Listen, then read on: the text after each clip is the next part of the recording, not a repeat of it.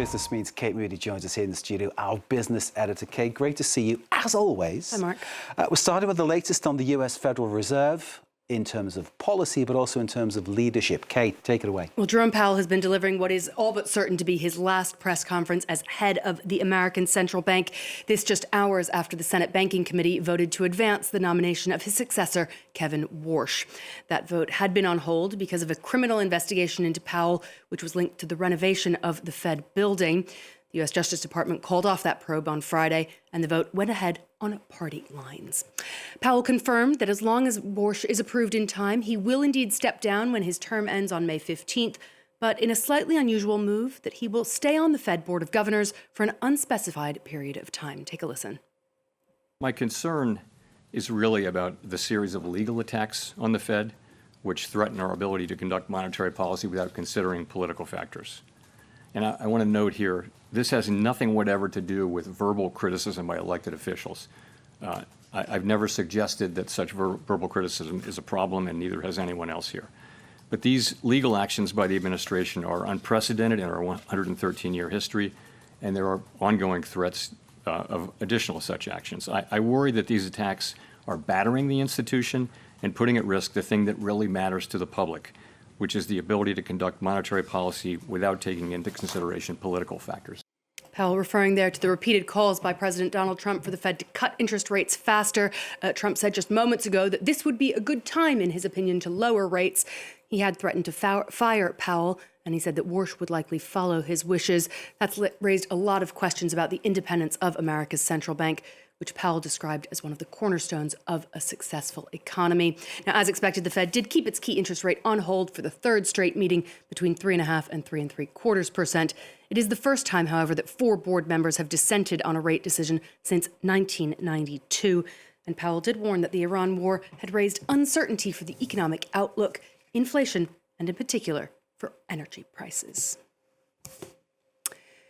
Well, inflation and uncertainty are 2 themes that are recurrent across the global economy more than ever as the standoff between the U.S. and Iran drags on. I'm pleased now to be joined by Ilan Goldfajn, president of the Inter-American Development Bank. Thank you so much for joining us at France 24. Your group covers 26 countries in Latin America and the Caribbean. You're also a former governor of Brazil's central bank. That's right. Thank you very much for having me here. Thanks for being with us. First of all, tell us about how the region that you work with is faring amid this unprecedented energy shock and the uncertainty that's been created by the Iran war. Well, there's a lot of uncertainty, but there's a lot of resilience also in the region. The region is faring a little better. However, countries are facing higher costs, higher gasoline prices, sometimes higher food prices. So they're really facing more uncertainty this time around. But those are things that we're hearing for the global economy as a whole. What kind of requests are you hearing? Are you getting requests for more funding, more emergency loans, any sort of panic in the region? Not really panic, but yes, demand for help, for liquidity, for what are our policies, how can we help? So we basically answered that we will be willing to help them with targeted support that is not threatening the fiscal consolidation that could be reversed, and very important, to build resilience, to diversify the energy supply, to have sources of fertilizer for the agriculture, things like that we are willing to support the region. Now, you're here in Paris to attend the G7 development ministers meeting, this at a time when global development aid has really been plummeting. Can you tell us a little bit about what's been discussed there? What are the top areas of concern? So first of all, how are we going to bring resources, development resources, to the world that needs in the moment of cuts? So mobilizing private sector capital is very important.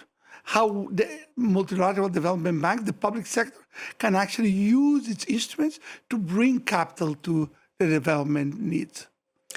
Latin America and the Caribbean are home to huge deposits of critical minerals, which are needed for all kinds of technology, including the rollout of AI.